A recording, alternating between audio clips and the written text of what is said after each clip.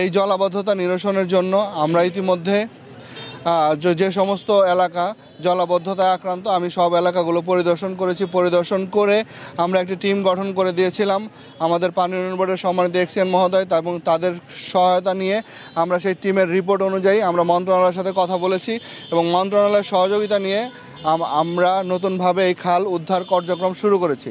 আমাদের এই শহরে মোট 92 কিলোমিটার খাল আছে, তার 17 কিলোমিটার খালই হচ্ছে ব্লকের হয়ে আছে। এই ব্লকের জায়গাগুলো যদি আমি পুরোপুরিভাবে উদ্ধার করতে না পারি তাহলে পানির প্রবাহ নিশ্চিত করা যাচ্ছে না। কিন্তু আমরা সেই কার্যক্রম শুরু করেছি গত 29শে জুলাই শুরু করেছি। শুরু করার পরেও আমরা এখানে এসেছিলাম, শুরু করেছি, কিন্তু খুবই দুঃখজনক বিষয় হচ্ছে যে আমরা যে খালগুলো ইতিমধ্যে 1200 ট্রাক আমরা এই খাল থেকে ময়লা উঠিয়ে আমরা আমাদের নির্দিষ্ট স্থানে আমরা নিয়ে ফেলেছি।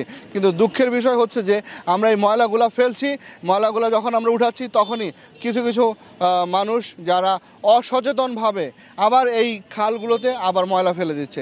যদি এইভাবে চলতে থাকে তাহলে আসলে আমরা যে এই ট্রাকে ট্রাকে ময়লা নিয়ে ফেলছি এটির আউটকাম আসলে নগরবাসী পাবে না। আমরা অনুরোধ করব আপনাদের মাধ্যমে আমাদের সকলকে, নগরবাসীকে সকলকে সচেতন হতে। আমরা প্রত্যেকটি জায়গায় যে সমস্ত জায়গায় ময়লা ফেলছে সেখানে আমরা সাইনবোর্ড টানায় দিচ্ছি, আমরা লিফলেট বিতরণ করছি। আপনারা দেখেন আমরা লিফলেট বিতরণ করছি মানুষকে সচেতন করার জন্য। আমরা মাইকিংয়ে শুরু করেছি যে এই নগরবাসী সবাইকে সচেতন হতে হবে। যদি সচেতন আমরা না হই আমরা খাল পরিষ্কার করব আর কেউ কেউ খালে ময়লা ফেলবে, একজন ময়লা ফেলে সমস্ত নগরবাসীর জন্য কষ্ট বয়ে নিয়ে আসবে, এটি আসলে অনাকাঙ্ক্ষিত।